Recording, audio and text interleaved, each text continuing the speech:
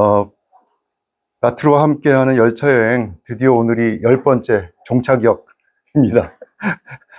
그래서 드디어 힘들게 일요일 아침마다 이렇게 제 강의에 열심히 참석을 해주셨는데 굉장히 힘드셨으리라고 보고요. 먼 데서 오신 분들은 특히 감사드리고요.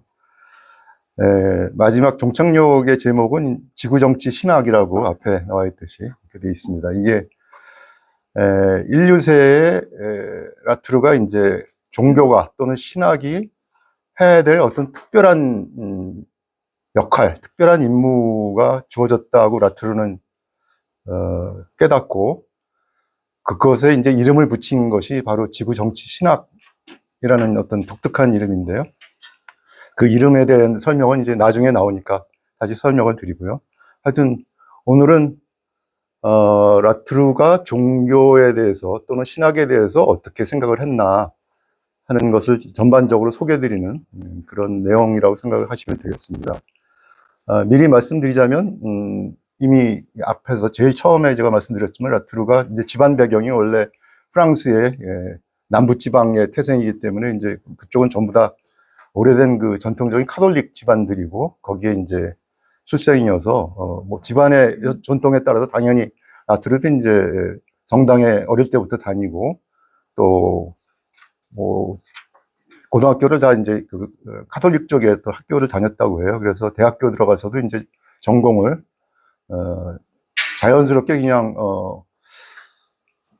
신학을 공부했는데 이제 거기다 철학적인 어떤 그런 관점이나 어떤 그런 이론을 이렇게 적용을 해가지고 성경을 해석을 하고 분석을 하는 그런 철학적 신학을 원래 박사과정에서는 전공을 했다. 그런 걸 제가 처음에 아마 말씀을 드렸을 겁니다. 그래서 라트루에게는 굉장히 사실은 종교라는 게 여태까지 우리가 공부한 내용 속에서는 그렇게 도드라지게 드러나지는 않았지만 계속해서 자기의 어떤 그 개인적인 어떤 생과 관련해서 계속 생각해 왔고 이제 고민거리였고 사실 그래서 중간중간에 라트루가 그 종교와 신학에 관한 어떤 강연이나 글들을 계속 사실은 간간히 발표를 해왔어요. 근데 저같이 이제 라트루를 공부하는 사람들은 별로 그것이 그렇게 중요한, 라트루의 작업에서 중요한 것이 아니라고 보통 생각을 해와가지고 별로 주목을 안 해왔지만 라트루가 이제 마지막에, 인생의 마지막 순간에 이제 다시 한번 자신의 어떤 종교와 신학을 재점검을 하면서 그것이 특히 인류세의 새로운 인물을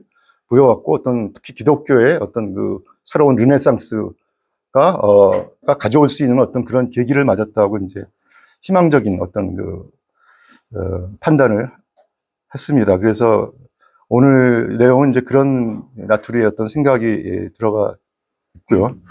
제가 오늘 그 강의는 특히 마지막이어서 좀 시간을 넘기면 뭐 물론 앞에서도 시간을 넘기면 안 됐지만 시간을 좀 절약을 해야 될 것 같아가지고요. 제가 중간중간에 설명을 자꾸 부연 설명이 길어지다 보니까 시간이 길어져서 책에 있는 내용을 중심으로 해가지고 제가 그냥 요약을 했습니다. 그래서 PPT를 요약한 걸 작성을 해서 대개 그 PPT에 있는 요약 내용을 읽으면서 꼭 필요한 부연 설명이 있으면 그때 이제 붙이면서 그렇게 하면은 좀 시간이 절약되지 않을까 해서 오늘 그런 식으로 강의를 할까 합니다. 네.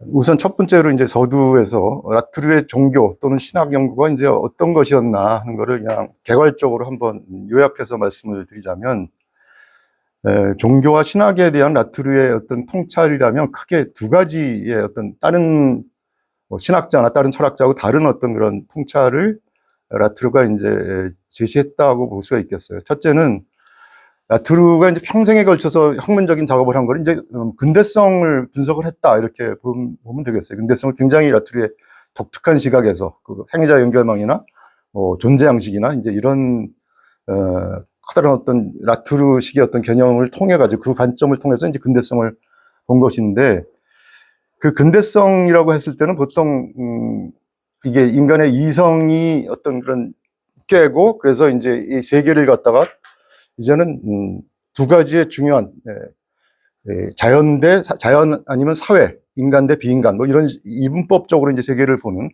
그거를 이성적인 합리적인 근대인들이 이제 자신은 이제 그래서 과거에 어떤 그런 좀 신학적인 어떤 비합리적인 비이성적인 세계에서는 자기는 떠났다고 이제 생각을 하는 거죠. 그런데 라투르는 근대인들이 사고하는 방식, 행동하는 방식을 보면은 사실은 그 안에 숨겨진 종교성이 있다고 하는 것을 라투르는 지적을 했습니다. 즉, 근대성이 가치 중립적이고 보통 종교에서 해방되었다고 이제 근대인들은 생각을 하죠. 그래서 그렇지만 근대성은 자연대 사회 그 이원론, 근대성의 어떤 제일 밑바닥에 깔린 가장 근원적인 존재론이죠. 근데 그 배후에 신이 완전히 없어진 것이 아니라 지워진 신인데 크로스드 아웃 가드라고 이제 라투르가 표현을 했는데 신을 지워버렸다고 생각을 했는데 신이 완전히 사라진 것이 아니라 사실은 그 안에 좀 근대성 밑에는 근대인의 마음속에는 은밀하게 숨겨진 내면화된 어떤 신이 항상 사실은 있다는 거죠.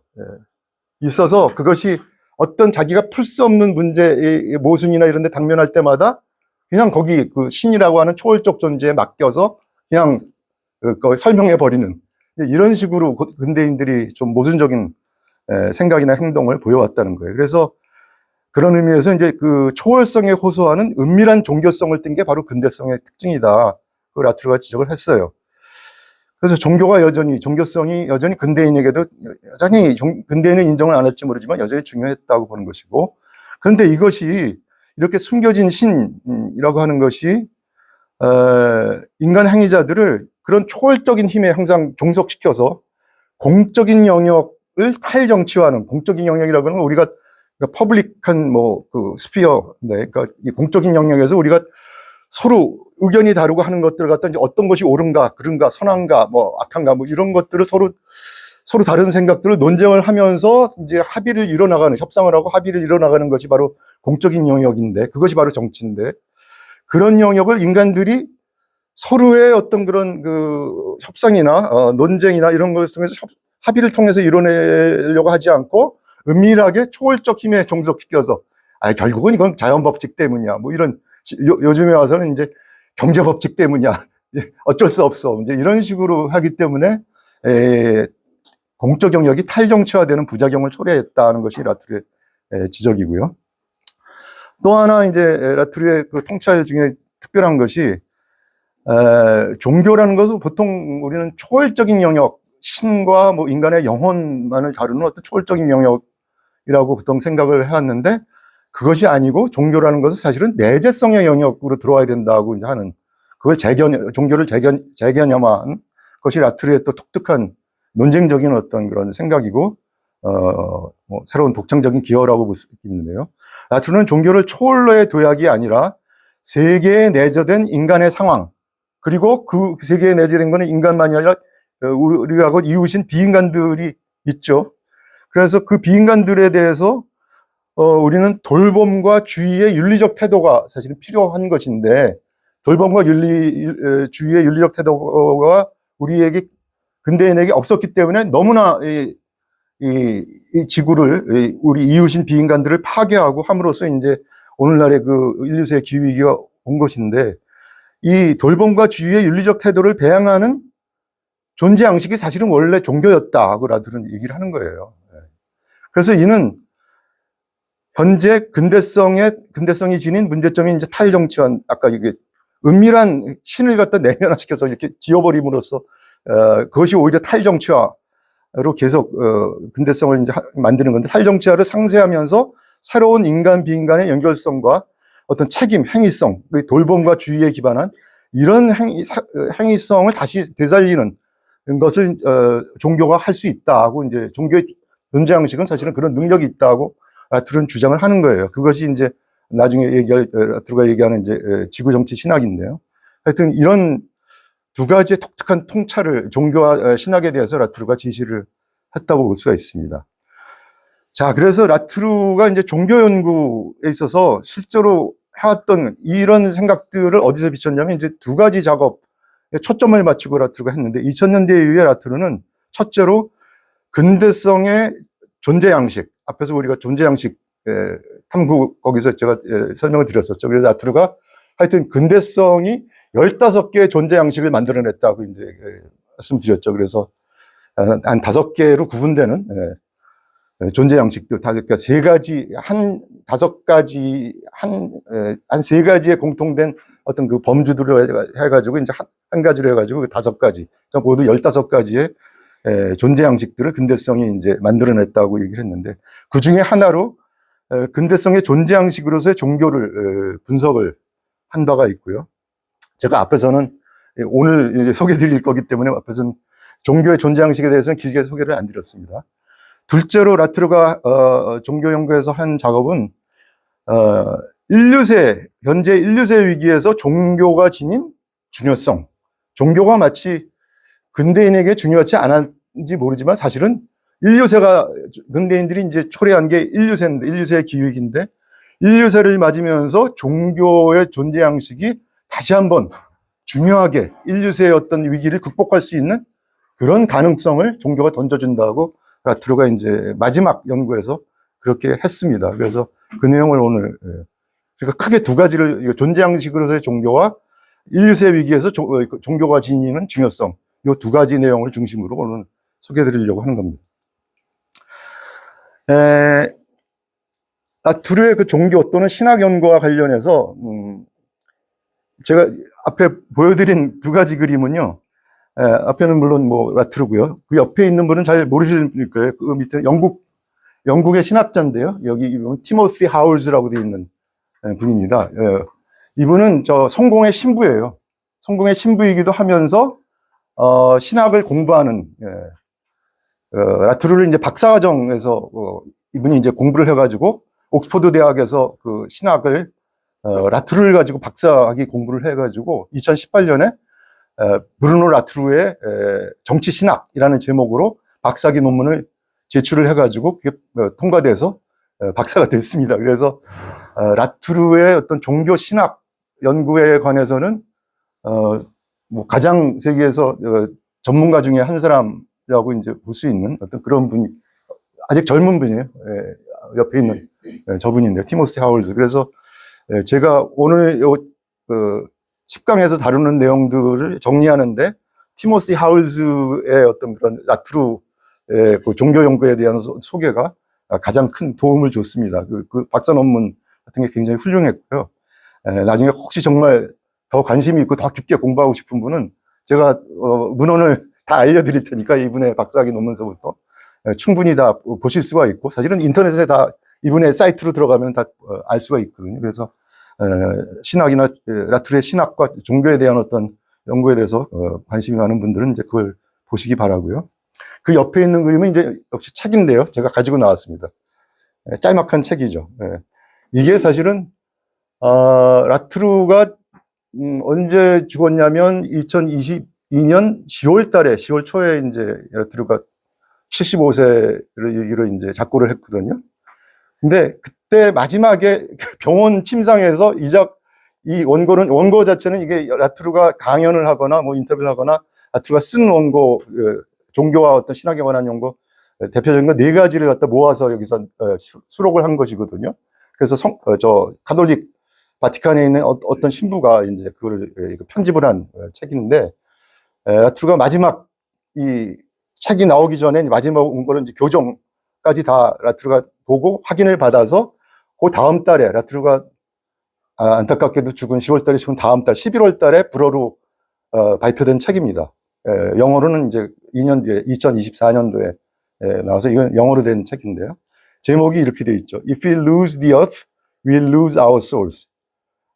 우리가 지구를 잃는다면 우리는 우리의 영혼을 잃는 것이다. 그런 얘기죠. 지구를 잃는다면 우리의 영혼을 잃는 것이다. 근데 그게 이제 너무 우리 이제 근대인들의 기독교에서는 너무 인간 영혼의 세계, 특히 영혼이라고 할 때 인간 영혼, 요 세계에 너무 초점을 두고 그것을 집중해서 이제 신과의 어떤 인간 영혼의 어떤 그 교감이나 뭐 이런 것들만을 너무 초점을 두기 때문에 라트르가 이제 지금 그래서 망쳐지고 있는 건, 기독교가 돌보지 않는 건 지구여서 지구가 다 망쳐졌는데 기독교인들이 별로 지구 망쳐지는 거에는 관심이 없다는 거예요. 그래서 이건 정말 문제다. 완전히 기독교와 지구가 완전히 괴리가 됐구나. 이게 정말 큰 문제라고 생각을 해서, 중세 기독교는 안 그랬다는 거죠. 중세 기독교에는 제가 지난번에 말씀 증거에서도 이제 드렸지만 중세 기독교의 그 우주론은 이게 우주의 모든 존재가 저 신서부터 저 밑에 무생물까지 쫙 다 이렇게 존재 사슬로, 대사슬로 이렇게 다 연결이 되어 있는 것이라고 봤어요. 그러니까 신이 다 이게 창조한 세계 속에 다 피조물들이죠. 그죠? 예.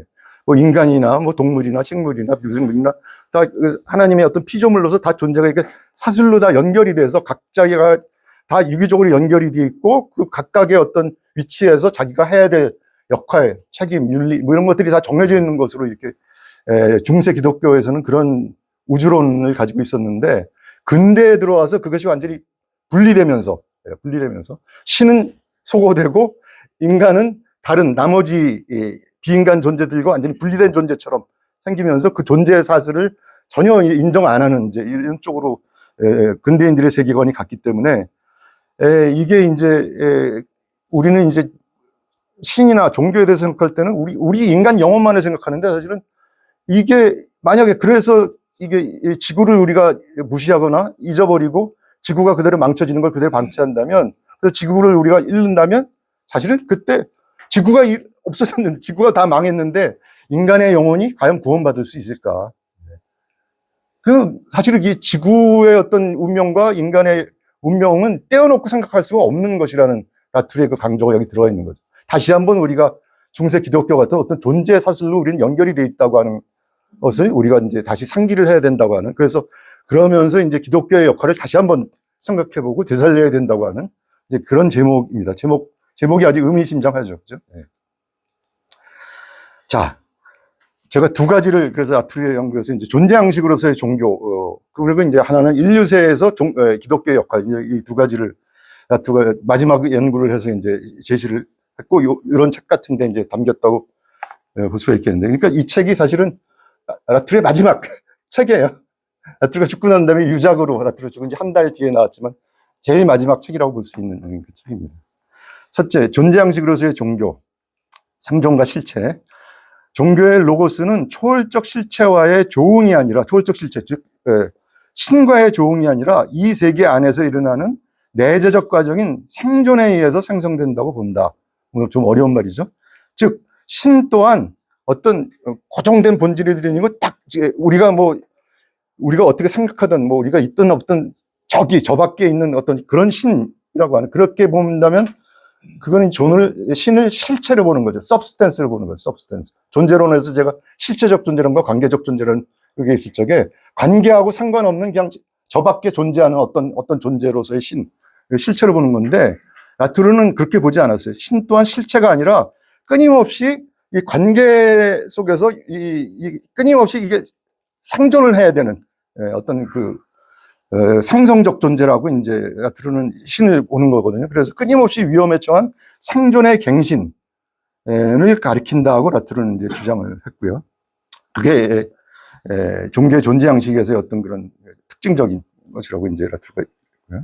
실체로 보지 않고 신을 생존의 갱신, 상성적인 관계적 존재로서 본다고 하는 것이고, 그래서 종교적 진리 진술의 어떤 특이성은 종교적 진리 진술과 과학적 진리 진술, 정치적 진리 진술, 법의 진리, 여러 다양한 진리가 존재한다고 하는 게 이제 존재양식론에서의 어떤 그런 라툴의 주장이었는데, 종교적 진리 진술, 즉 종교적 말이라고 하는 거는 과학, 정치, 법률과 달리 종교적 진리 진술이라고 하는 거는 어떨 때 진리가 되냐면 그게 과학에서 어떤 걸 따져서 어떤 대상과 연결이 쭉 이렇게 어떤 지시의 고리에 의해서 연결이 되느냐 안 되느냐가 아니라 듣는 사람, 그 말이 종교적인 말이 설교 같은 게 되겠죠. 그게 듣는 사람을 회심시키고 변화시키는 그런 회심시키고 변화시키는 데 성공을 하면 진리가 되는 것이고 회심시키고 변화시키지 못하면 그거는 진리가 되지 못하는 거예요. 그게 종교적 말의 특징이라고 하는 것이 이제 라툴의 이제 존재 양식으로서 종교의 어떤 특징이라는 거죠. 그래서 완전히 이건 특이한 유형의 진리 진술이며 그래서 실패할 가능성을 항상 내포하고 있다는 거죠. 종교적 말이라는 거는 성경에 쓰여 있다고 해서 목사님이 훌륭한 목사님이 설교를 한다고 해서 항상 그게 진리를 우리를 회심시키고 그렇게 다가오지는 않는다는 거죠. 항상 실패의 가능성이 있다는 그런 얘기입니다. 이런 존재 양식으로서 종교 생각을 하면 항상 설교라는 게 항상 실패할 가능성이 있으니까 목사님들도 사실 긴장을 내가 저분들을, 듣는 분들을 과연 회심시키는데 성공을 했나, 안 했나?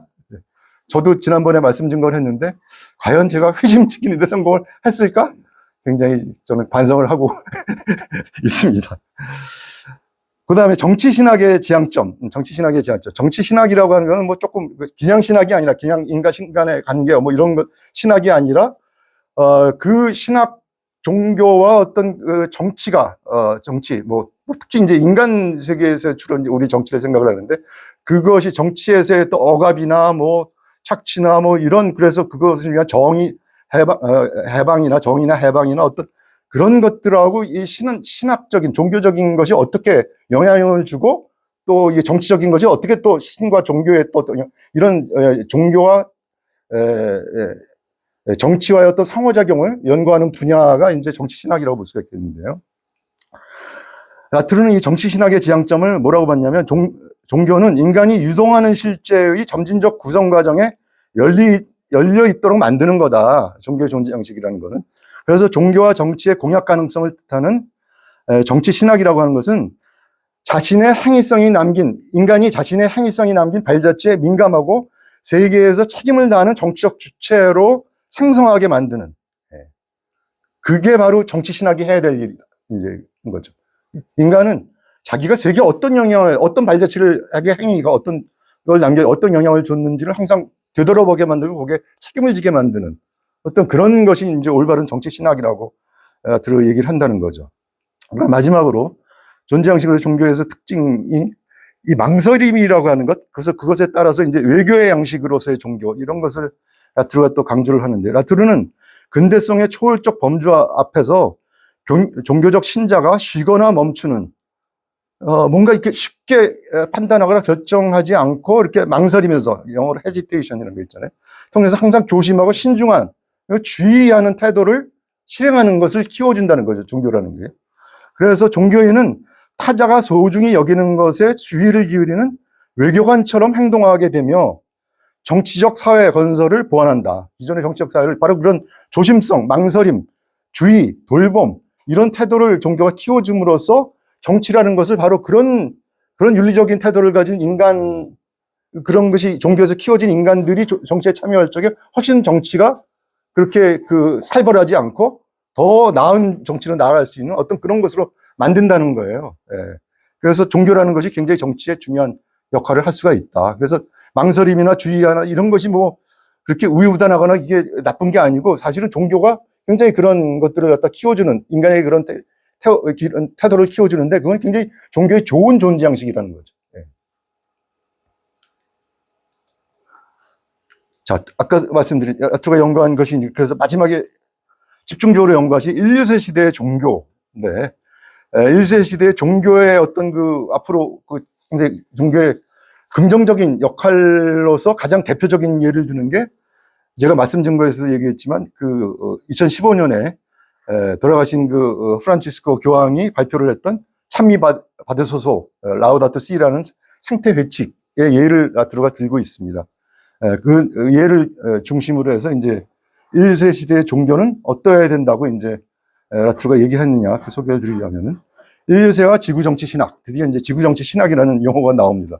인류세는 신적 초월성을 지구 영토 내의 다원적인 행위자들에게 분산시킴으로써 전통 신학을 혼란에 빠뜨리지만, 그러니까 지구 영토 내의 다원적 행위자들이라고 하는 거는 인간뿐만이 아니라 비인간들까지도 다 어떤 인류세에는 중요한 행위자가 되는 거죠. 그래서 제가 가이아의 침입이라는 개념을 통해서 라트르가 가이아가 거기 비인간 행위자들이 이제 가이아를 만들어낸, 예를 들어서 뭐 시아노박테리아가 지구의 대기를, 산소가 없었던 산소를 만들어내서 이 생물체들이 살아갈 수 있는 어떤 그런 대기 환경을 만들고, 지구의 기온 같은 것들, 여러 행위자들이, 여러 다양한 비인간들이 해서 이제 인간과 비인간들이 살기 좋은 어떤 평균 14도 정도의 기온을 만들어낸 홀로세, 이제 그런 것이라고 얘기를 했는데, 그래서 과거에는 그것이 신적인 신이 만들어냈다고 이제 보통 생각을 했는데, 이거는 인류세의 어떤 가이아의 관점에서 보면은 그건 여러 가지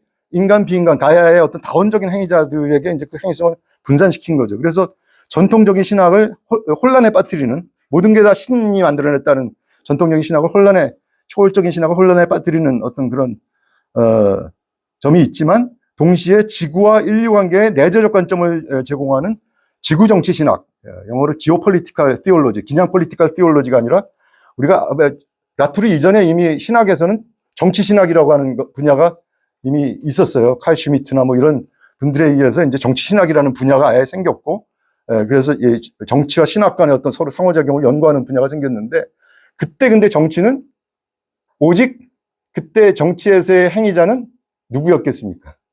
오직 인간들뿐만 다룬 거죠.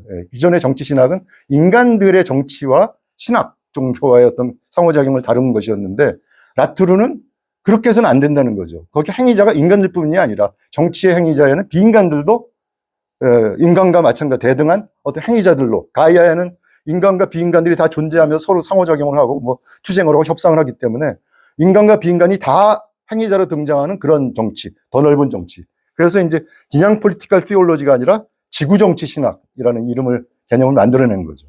그래서 이제 이는 근대성이 낳은 지구로부터의 도피에 대한, 근대성이라고 하는 거는 뭐 과학에서도 계속 지구는 별 볼 일 없는 행성이고 다 우주 향해서 연구를 하고 그걸 지향을 하고, 뭐 경제 성장도 지구의 자원만으로 부족해? 그러면 저 우주로 나가서 또 개척해. 자원이 있는 또 우리가 개발하자는 이런 식으로 이제 근대인들은 전부 다 그리고 종교도 지구에 대한 연구나 이런 거는 과학에다 다 맡겨두고 오직 종교는 그냥 인간의 영혼 구원만 생각을 하는 쪽으로 해서 지구로부터 다 탈출해. 그러니까 근대인들은 과학이건 뭐 정치건 뭐 경제건 종교건 다 사실은 따지고 보면 지구로부터 다 지구에 제대로 발을 붙이고 지구를 어떻게 새롭게 잘 만들려고 하는 것이 아니라 지구로부터 다 탈출하려는 그런 태도를 지니고 있는 게 근대성의 특징이거든요. 그래서 라투르는 그걸 지구로부터의 도피다, 지구로부터의 탈출을 꿈꾼다고 해서 그거는 잘못된, 그것이 오늘날의 인류세의 기후위기를 만든 바로 그런 잘못된 근대인의 태도라고 이제 보는 것이고요.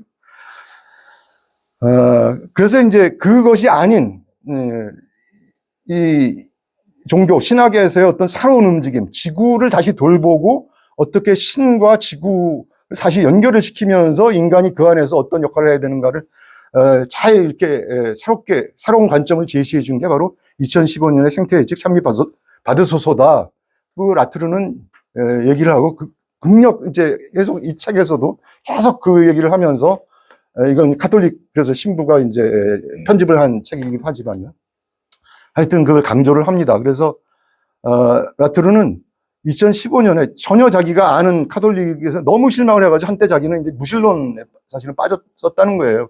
그러다가 카톨릭에 기대를 안 했는데 카톨릭이 뭔가 다시 지구를 돌보는 어떤 역할로 돌아오기를 기대를 전혀 안 했는데 2015년에 생태예측을 프란치스코 교황이 발표한 걸 보고서 그 내용을 또 들여다봤더니 너무너무나 자기가 생각했던 거, 기독교가 나아야 될 방향, 이런 것과 일치했다는 거죠. 그래서 정말 자기는 다이나마이트한 충격을 느꼈다고 얘기를 했어요. 그래서 거기서 보면은 특히 이제 지구를 우리의 어머니이며 자매라고 하면서 지구가 지금 울부짖고 있다고 하면서 지구의 울부짖음은 가난한 자들, 인간 중에 가난한 자들의 울부짖음이 있는데 이것이 별개가 아니라 지구의 울부짖음과 가난한 자의 울부짖음이 서로 연결되어 있다고 강조를 하고 있거든요. 처음부터. 그래서 바로 자기가 얘기하는 이게 지구 정치 신학이 바로 그 얘기다. 이게 인간에 대한 어떤 고통과 지구의 고통이 서로 연결되어 있다는 걸 우리가 알아야 된다고 하는 그런 거를 처음부터 참미받으소서가 얘기를 하고 있다. 그래서 프란치스코 교황의 회칙이 지구를 무생물 캔버스가 아니라 과거의 근대인들은 지구를 뭐 죽어있는 물질도 인간이 마음껏 착취해도 괜찮은 물질적인 존재로 봤는데 그것이 아니라 지구는 이게 고통을 받고 울부짖을 수 있는 그런 존재라는 거죠. 그런 행위성이 있는 존재라는 거죠. 고통받고 울부짖는 행위자로 관여시키는 점에서 깊은 충격을 받았고, 그래서 이 회칙은 자연과 인간의 이분법을 깨뜨리고 지구의 울부짖음과 가난한 자들의 울부짖음을 결합시켜 나가서 이제 놀라운 어떤 통찰을 발견할 수 있다고 하는 것이고요. 그리고 또 나와서 이제 이 회칙은 상태적 시민성과 내적인 회심을 또 강조를 하고 있어요. 인간 주체 변화 없이 시도되는 주도권은 역효과를 낳기 때문에 생태 회칙은 기독교의 영성 유산을 바탕으로 한 인간 자체의 심오한 내적 회심과 새로운 상태적, 그것의 내적 회심에 따라서, 내적 회심이 어떻게 되는 거냐면, 인간이 이제, 내가 너무 나의 영혼 구원만 생각하느라고 이게 지구를, 나의 어떤 삶의 터전이 지구를 돌보지 않았구나. 이게 잘못됐구나. 그러니까 이게 어떤 그 초월적인 영성만 바라볼 것이 아니라 상태적 영성. 이 지구도 어떤 영적인 이 성육신의 존재구나 하는 식으로 새로운 깨달음을 얻는 어떤 상태적 회심을 해야 된다고 교황이 찬미받아서에서 강조를 하고 있거든요. 그래서 바로 그 얘기입니다. 그래서 심오한 내적 회심을 통해서 새로운 상태적 회심, 상태적 회심을 통해 상태적 시민성을 창조를 해야 돼. 상태적 시민으로 서로 인간들이 서로 태어나야 된다는 거예요. 근대인들이 그렇게 바뀌어야 된다는 것을 찬미받아서에서 강조하고 있다는 거죠. 너무 훌륭하지 않습니까? 저도 찬미받으소서를 그전에는 그냥 피상적으로 잘 읽어보지도 않고 있다가 라투르의 이런 칭찬을 듣고서야 다시 자세하게 읽게 됐습니다. 그러니까 여기서 중요한 게 뭐였던가요 하는 거를 라투르를 통해서 알게 되는 거죠. 그래서 라투르는 어떤 방향의 전환을 제시하는데, 라투르는 생태회칙의 주조와 달리 종교를, 근데 생태회칙에서는 아직도 종교를 좀 초월적인 아직도 여전히 강조하는 가톨릭의 어떤 전통 속에 있는데, 라투르는 존재양식으로서의 종교로 바라보기 때문에 아래에 있는 새로운 것, 지구에 있는 새로운 것을 가리키는 것으로 이해를 합니다.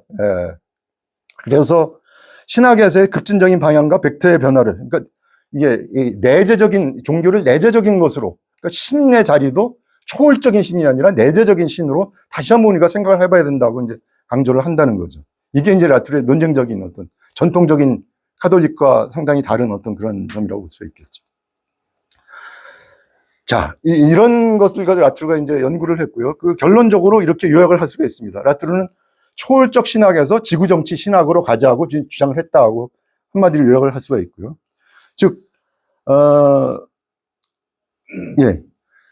기독교의 축소와 기독교가 과거의 중세 기독교에 비하면 지금 근대 기독교는 확실히 이제 이게 축소가 됐죠. 존재 사실에서 보면 완전히 인간 영혼과 신의 세계만을 다루는 것으로 축소가 됐는데, 즉 17세기 과학혁명 이후에 기독교는 초자연적인 것에만, 초월적인 것에만 갇혀 있어서 창조 세계 전체를, 중세 기독교에서는 창조 세계 전체를 다 하나님이 다 만든 어떤 성육신으로 바라보고 그 구원의 대상으로 바라봤는데, 창조 세계 전체가 구원의 대상이 아니라 오직 인간 영혼을 구원의 대상으로 그 관심을 축소해 왔다는 거죠. 그러나 21세기 인류세의 생태 위기는 근대성의 종말을 고하면서 신학자들에게 기독교 전통, 중세 기독교 전통, 존재의 대사를 소개해드린 그것을 재발견한 거대한 기회를 제공하고 있다고 라투르가 주장을 하고 있습니다.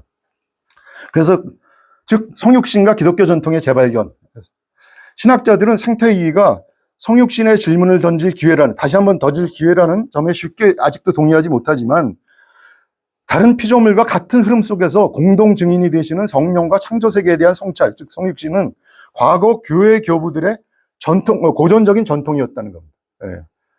중세시대까지 교회 교부들의 전통은 창조세계 전체를 다 성찰을 하고 어떻게 구원을 받나 하는 것을 항상 생각을 하고 했다는 거죠.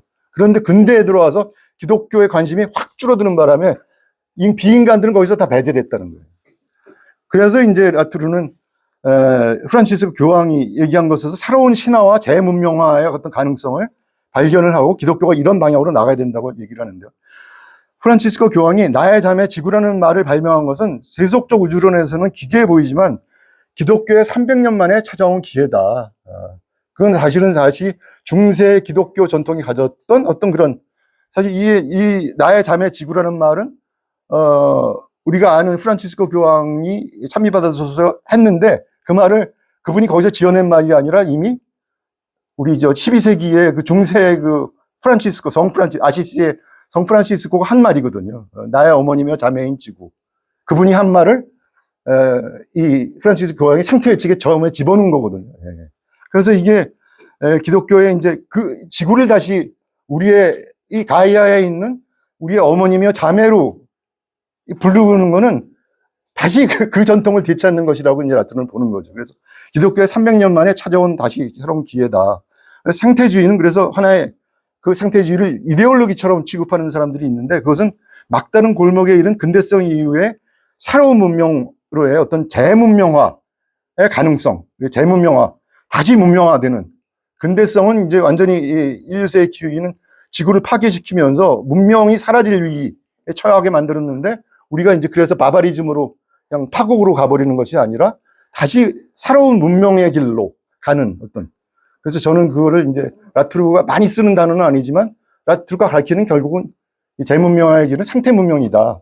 그래서 사실은 라트루의 정신적인 스승인 화이트헤드의 존 B 캅이라는 사람이 상태 문명 운동을 시작했다고 제가 지난번에 말씀을 드렸죠. 이게 제가 시간이 없어서 길게 설명을 못 드리지만 하여튼 그 생태 문명이라고 하는 개념이 지금 널리 라트루와 비슷한 생각을 하는 사람들에게는 널리 받아들여지고 퍼지고 있습니다. 결론적으로 현대 생태위기는 근대성의 은밀한 종교적 형이상학을 반영하는 병적인 원인 때문이고, 따라서 라트루가 궁극적으로 탐구하는 지구적인 종교, 지구정치 신학은 다른 세계로 어떤 초월전 세계가 우리 뭐 천상계, 천국 이런 게 따로 있는 것이 아니라 인간이 속한 역사적 내재적 조건들과 연결된 이 가이아에서의 어떤 그 새로운 정치 형태를 되찾게 하는 지구정치 신학이라고 하는 이라는 것입니다. 그래서 제가 계속 이 표는 이제 제가 만든 표인데요. 계속 근대 문명과 생태 문명의 어떤 차이를 몇 가지 측면에서 이제 비교를 이렇게 압축해서 이제 비교를 할 수 있도록 요약한 어떤 표인데, 설명을 계속 못 드리고 있다고 오늘 최초로 설명을 드립니다. 여기서 보면 이제 뭐 존재론이 이렇게 여기 이원론이고 저쪽 다원론이고, 제가 이미 다 강의에서 설명을 드린 겁니다. 여기서 지구를 보는 관점이, 근대 문명에서는 이거는 지구는 그냥 다른 행성과 똑같은 그냥 물질, 죽어있는 물질, 자연이라고 하는 개념이 바로 그런 개념이고, 그런데 생태 문명에서는 그렇게 보지 않고 이거는 행위자로서, 살아있는 행위자로서 가이아로 여러 뭐 인간 비인간 어떤 그 생명체 존재들, 생명체와 무생물까지도 함께 연결된 어떤 가이아로서, 그래서 이제 인간의 행위에 대해서 거기 반작용을 할 수 있는 행위자로 본다는 것이고요. 그래서 기후위기라는 걸 왜 왔느냐, 이거는 그냥 단순히 인간이 자연을 파괴시킨 것이다, 그러니까 어쩔 수 없다 이제 보는 반면에, 여기는 가이아의 반작용으로, 가이아의 침입으로 본다는 거죠, 기후위기라는 건. 그래서 우리가 겪는 폭염이나 폭우나 뭐 그런 어떤 해수면 상승이나 뭐 이런 것들은 사실은 가이아의 복잡한 그 안에 그 피드백 루프가 다시 인간이 배출한 어떤 온실가스에 대해서 그거로 인해서 피드백 루프가 막 반응을 하면서 반작용을 하는 그런 것이 바로 오늘날의 이제 기후위기고, 그것들을, 그 피드백 루프를 우리가 충분히, 가이아의 피드백 루프를 아직도 과학자들도 충분히 이해를 못하기 때문에 어떤 미래가 올 줄 모른다는 거예요. 그러니까 무섭다는 거죠. 그래서 제가 이제 뭐 그게 단적인 예로 북극의 빙하가 다 녹으면은 시베리아에 보면 거기에 수억 년 동안 거기 잠겨져 있던 그 세균이나 뭐 바이러스 같은 게 많겠죠. 우리가 모르는 이런 것들이 다 살아나오면은 그럼 도대체 어떻게 되는 거야? 뭐 이런 공포로 과학자들이 실제로 그 공포를 가지고 있어요. 이게 좀 큰일 났다. 북극의 빙하가 다 녹으면 안 된다. 시베리아 빙하가 다 녹으면 안 된다. 근데 지금 이미 돌아가고 있거든요. 이미 우리가 배출한 이산화탄소만으로 충분히 이게 녹아서 시베리아가 점점 녹고 있어요. 그래서 이게 피드백 루프가 이미 작동해 있기 때문에 이게 정말 멈출 수 있을까? 이제 그게 문제죠. 그래서 여기 과학은 근대 문명에서는 이게 뭐 자연의 객관적 사실을 이렇게 엄밀하게 거리를 두고 바라보는 것이라고 보면은, 과학이 그래서는 안 되고, 이제는 과학은 비인간을 대변한, 특히 사물에 의해서 정치적으로 대변하는 그런 역할을 과학자가 맡아야 된다고 이제 본다는 것이고요. 종교 역할도 여기서는 초월적인 영성, 아까 얘기한 인간의 영혼을 구원하는 어떤 신이 있고, 뭐 신에게 기도하고 이런 초월적 신학이었는데 반해서, 그는 생태 측에서 나왔듯이 생태적 영성을 우리가 가져서 지구를 돌보는 쪽으로 우리가 관심을 가져야 되고, 거기서 지구의 어떤 가이아에서 어떤 신성을 재발견하는 지구정치 신학을 해야 된다고, 이게 근대 문명과 생태 문명이 종교에 대해서 이제 다른 생각을 한다는 것이고, 정치에 대해서, 그래서 이 모든 것들이 다 사실은 정치로 이렇게 종합이 되는데, 여기서의 정치는 근대 문명에서 인간들만의 민주주의를 추구한 거죠. 그죠? 뭐 심지어 민주주의가 아니라 독재를 추구하는 사람도 있지만, 하여튼 정치라는 게 인간들만의 어떤 그런 협상과 갈등과 뭐 이런 것으로 보는데요. 이 생태 문명에서는 이제 인간과 비인간이 다 정치적 대표를 파견을 해가지고 거기서 다양한 어떤 이해관계와 생각들이 민주적으로 서로 토론되고 협상되고 하는 그런 공간이 이제 바로 사물의 의회라고 이제 라트루가 이런 새로운 정치의 형태가 이제 나타나게, 그게 바로 생태 문명이다. 이제 이런 식으로 대조해서 생각을 할 수가 있다는 거죠. 자, 마지막으로 제가 항상 했듯이 우리 세길교회와 관련해서 이런 그 지구정치 신학, 어떻게 우리가 어떤 문제를 던지나 이제 한번 생각해 볼 문제입니다. 교회는 전통적으로 인간 중심의 구원론을 다루어 왔지만 생태적 위기 속에서 신학은 이미 모든 피조물을 포함하는 생태적 공동체로 확장될 필요가 있습니다. 신학이 비인간까지 다 확장될 필요가 있다는 거죠. 그래서 우리는 다 생태적 공동체의 일원이다. 가야의 일원이다. 이렇게 생각을 하면서 신학이 이제 새로운 신학으로 발전될 필요가 있는데, 기존의 세길교의 신학적 입장은 물론 다른 보수적 교회보다 훨씬 더 저는 그래서 세길교회에 제가 나오고 있지만, 한한상의 민중신학과 기리성의 영적 휴머니즘으로 대표될 수 있는 그런 어떤 진보적인 신학을 세길교회가 추구를 해왔다고 볼 수 있겠는데요. 그러나 아쉬운 점은 인류세의 기위기의 장면에서 그걸 한번 반성을 해보면 아직도 역시 민중신학이나 영적 휴머니즘은 인간중심주의로 특징 지어진다고 보입니다. 이거는 충분히 토론해볼 만한 여지가 물론 있습니다. 그렇지만 아직도 여전히 민중신학이나 영적 휴머니즘은 인간중심주의 아닐까 하는 그런. 그래서 이제는 그것만으로는 부족하고 세계교회가 기후위기 시대에는 좀 더 비인간까지 포함하는 어떤 지구를 돌보는 새로운 신학으로 더 나아가고 어떤 좌표를 세워야 되는데, 거기에 이제 라투르의 지구정치 신학이라고 하는 것이 상당히 어떤 그런 도움을 줄 수 있지 않을까. 물론 저는 지구를 돌보는 어떤 신학에 그거는 라투르의 지구정치 신학만이 있지는 않고 다른 신학자들은 또 다르게 또 그런 생태적 신학을 추구하는, 우리 최원자 선생님도 사실은 생태신학을 추구하는, 생태여성신학을 우리나라에서 사실은 굉장히 앞장서서 선도적으로 개척해 오신 분이라고 제가 알고 있습니다. 그래서 그것도 훌륭하고요. 그러니까 근데 라투르의 지구정치 신학과 그렇게 크게 사실 다르지는 않은 것 같아요. 그래서 상당히 문제의식과 그런 것이 비슷하다고 저는 보이고요. 그래서 따라서 이런 인류세의 기위기의 장면에서 우리가 종교의 역할, 어떤 신학의 어떤 성격, 그런 것들에 대해서 우리가 다시 한번 우리 세길교회가 근본적으로 한번 같이 한번 고민해보고 어떤 새로운 방향을 모색해 나가는 게 지금 필요한 시기가 아닌가, 그렇게 생각이 든다는 것이고요. 그럴 적에 라투르의 지구정치 신학이라는 이 얘기가 라투르가 많이 그 얘기를 여기저기 해놨기 때문에 우리가 참고를 하면서 새로운 어떤 신학을 세길교회가 세워나가는데 도움을 받을 수가 있지 않느냐, 그런 말씀을 드리면서 제 마지막 강의를 마치겠습니다. 감사합니다.